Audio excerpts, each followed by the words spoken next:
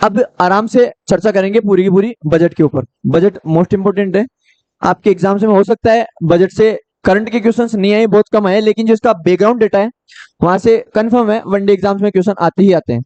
अब आराम से देखना है इसको। सबसे पहली बात, बजट का जो नाम है संविधान में वो क्या है? वार्षिक वित्तीय विवरण या ब्यौरा। क्वेश्चन ये पूछ सकता है कि संविधान में बजट को किस नाम से जाना जाता है? वार्षिक वित्तीय विवरण या वार्षिक वित्तीय ब्यौरा। देखो, वार्षिक वित्तीय ब्यौरा जिसे बजट के एक भाग के रूप में प्रस्तुत किया जाता है, भारत के संविधान के अनुच्छेद 112 के अंतर्गत आता है।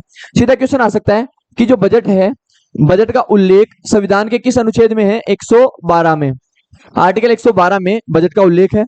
बजट शब्द के रूप में नहीं है, वार्षिक वित्तीय विवरण के रूप में इसका उल्लेख होता है। आगे देखिए, इसे कहा गया है कि वार्षिक वित्तीय ब्यौरा जिसे प्रत्येक वित्तीय वर्ष के लिए भारत सरकार की अनुमानित आय और व्यय के ब्यौरे के रूप में जाना जाता है। यानी हर वर्ष भारत को कितनी आय होगी और भारत कितना रुपया खर्च करेगा, वो सारा का सारा जो लेखा जोखा होता है वो किसमें होता है? बजट में। ठीक है, राष्ट्रपति द्वारा संसद के दोनों सदनों के समक्ष रखा जाएगा। बिना राष्ट्रपति की अनुमति के बजट को संसद में अपन नहीं रख सकते हैं। बजट लाता कौन है? भारत का वित्तीय मंत्री लाता है, लेकिन राष्ट्रपति के कहने के बाद में।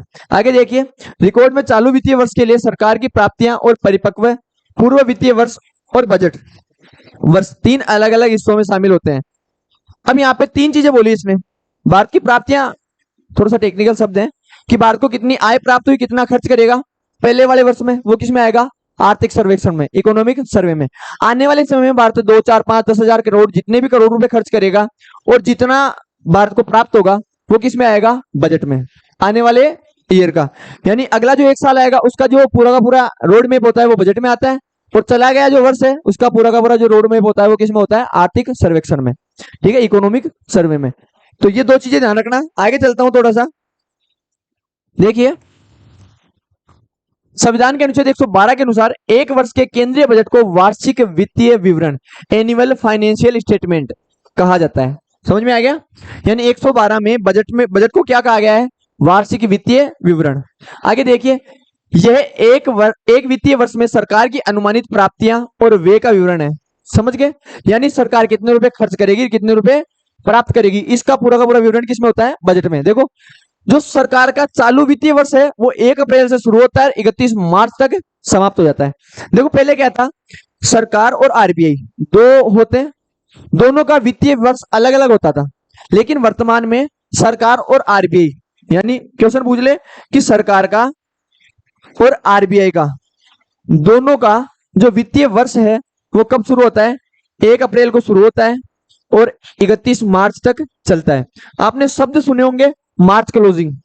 मार्च क्लोजिंग का अर्थ होता है सरकार का जितना पूरा रेवेन्यू होता है वो 31 मार्च से पहले आके कलेक्ट हो जाता है, उसके बाद में सारे डाटा प्रस्तुत किए जाते हैं कि भारत ने कितनी इनकम टैक्स प्राप्त हुआ, कितनी कस्टम ड्यूटी प्राप्त हुई, कितना जीएसटी प्राप्त हुआ, सारा का सारा जो विवरण होता है उसके बाद में आता है। ठीक है, तो ये भारत का क्या है? चालू वित्तीय वर्ष है, 1 अप्रैल से लेके 31 मार्च तक।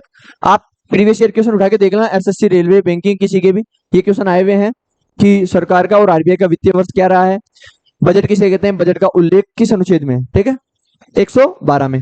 आगे चलते हैं थोड़ा सा, बात करते हैं बजट का इतिहास। भारतीय बजट का इतिहास क्वेश्चन पूछ सकता है कि पहला बजट कब आया, किसने पेश किया, बजट की शुरुआत कैसे हुई, सारी चीजें। देखो, सबसे पहली बात, 164 साल पहले आया था देश का पहला बजट। देश का पहला बजट 7 अप्रैल 1860 को ब्रिटिश सरकार के वित्त मंत्री जेम्स विल्सन ने पेश किया था। क्वेश्चन पूछ सकता है, भारत में सर्वप्रथम जो बजट पेश किया वो किसने किया? जेम्स विल्सन ने। वो कौन थे? ब्रिटिश सरकार के वित्तीय मंत्री थे और 1860 में पेश किया था। यानी सबसे पहला जो बजट आया वो कब आया? 1860 में। आगे देखिए, आजादी के बाद पहला जो देश का बजट है या देश के जो पहले वित्त मंत्री थे वो थे आर.के. षणमुख चेट्टी। आर.के. षणमुख चेट्टी, जिन्होंने 26 नवंबर 1947 को देश का पहला बजट पेश किया, यानी आजाद होने के बाद। ठीक है, अभी मैं बात केवल 1947 की कर रहा हूं। अभी तो भारत स्वतंत्र हुआ है, यानी स्वतंत्र भारत का जो पहला बजट है वो किसने पेश किया था? आर.के. षणमुख चेट्टी। ये भी क्वेश्चन पूछ सकता है, स्वतंत्र भारत के पहले वित्त मंत्री कौन थे? आर.के. चेट्टी। सीधा ध्यान रखना आप, आर.के. चेट्टी। ठीक है, इन्होंने 26 नवंबर 1947 को पेश कर दिया। ये बजट 15 अगस्त 1947 से 31 मार्च 2048 की अवधि तक के लिए ही लाया गया था। यानी ये लगभग 9-10 महीने की अवधि के लिए लाया गया था। कौन सा बजट? ये वाला बजट जो 26 नवंबर 1947 को लाया गया था, ये वाला। आगे देखिए, ये सबसे इंपॉर्टेंट बात है कि 26 जनवरी 1950 को गणतंत्र की स्थापना के बाद, यानी भारत में संविधान लागू होने के बाद जो पहला बजट आया वो 28 फरवरी 1950 को आया, जो जॉन मथाई ने पेश किया। अब यहां से क्वेश्चन पूछ सकता है, स्वतंत्र भारत के पहले वित्त मंत्री कौन थे? आर के चेट्टी। लेकिन गणतंत्र भारत के पहले वित्त मंत्री कौन थे? जॉन मथाई। यानी संविधान लागू होने के बाद में जो पहले वित्त मंत्री बने वो कौन थे?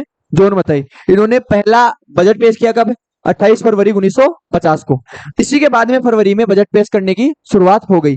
अब आप क्वेश्चन पूछ सकते हो, सर अब की बार का बजट फरवरी में ना आके जुलाई में क्यों आया? क्योंकि फरवरी में बजट आ चुका था, लेकिन वो अंतरिम बजट था, वो छोटा सा बजट था। क्यों? चुनाव होने थे भारत में, चुनावों के बाद में वापस बजट आया है जो अपने 1 साल के लिए अब लागू रहेगा।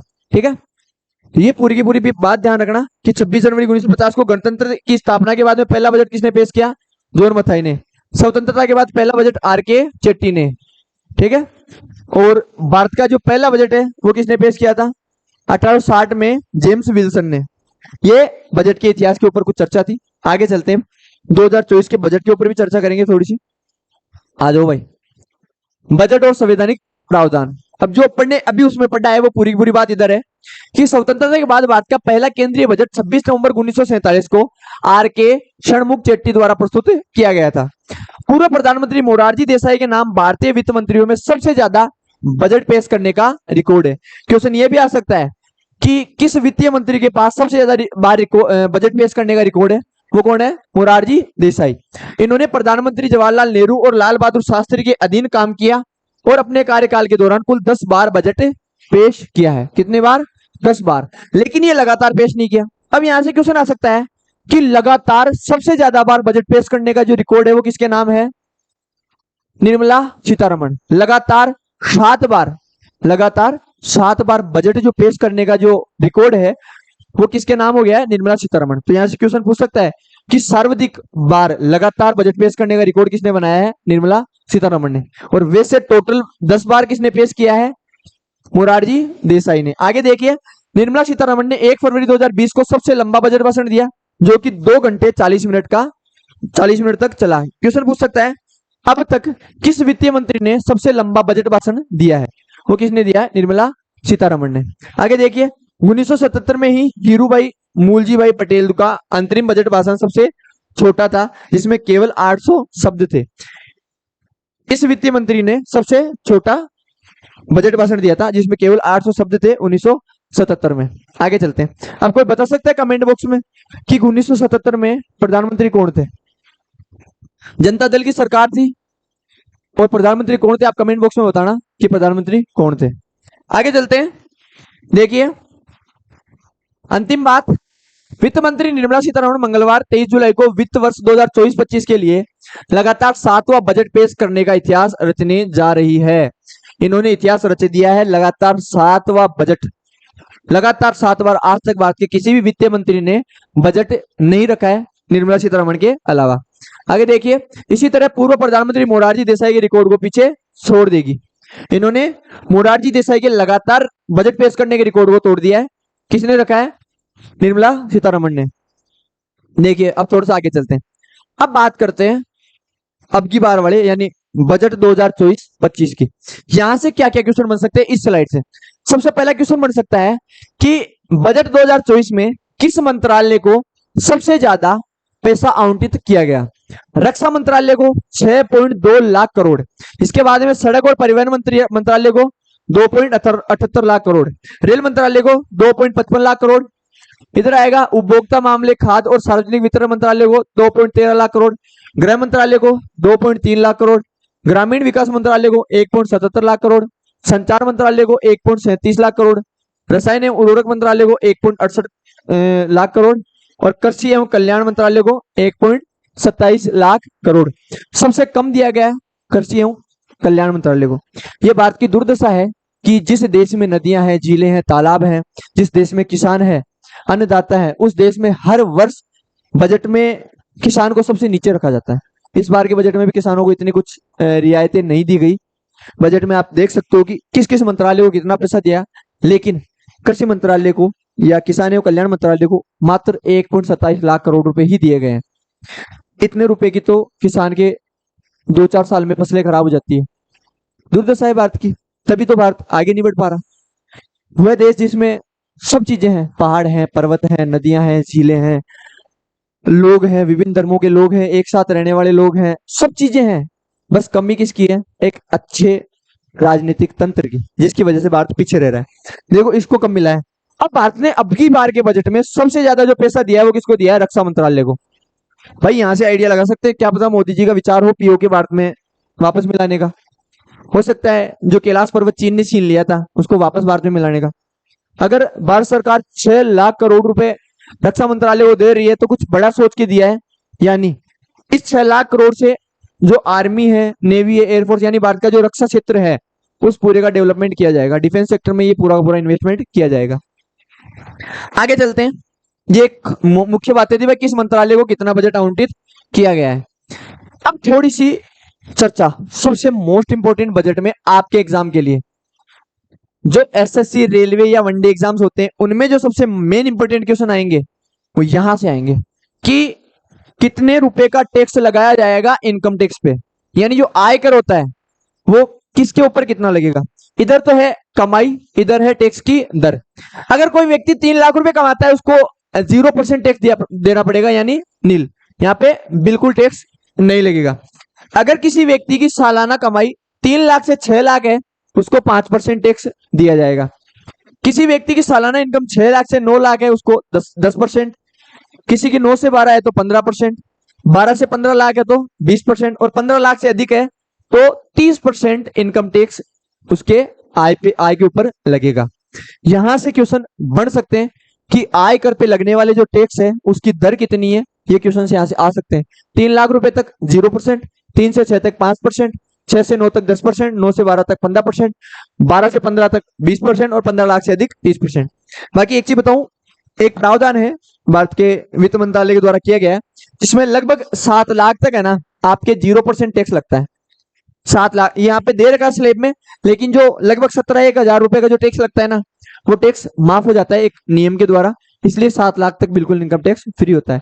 आपको ध्यान रखना है ये वाला स्लेब। यहां से कोई भी क्वेश्चन बने आप सीधा कर ही लेना। अब देखो कुछ खास बातें बजट की।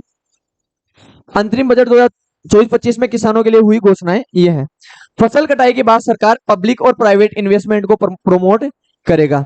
सभी एग्रो क्लाइमेटिक जोन में सरकार नैनो डीएपी के उपयोग का विस्तार करेगी। सरकार ने यहाँ पे भी अपना ही फायदा देखा है कि जो नैनो डीएपी है, नीम लेपित यूरिया, नैनो डीएपी, इन सबको प्रमोट करेगी ताकि खुद का बनाया हुआ जो डीएपी है उसका प्रमोशन होए।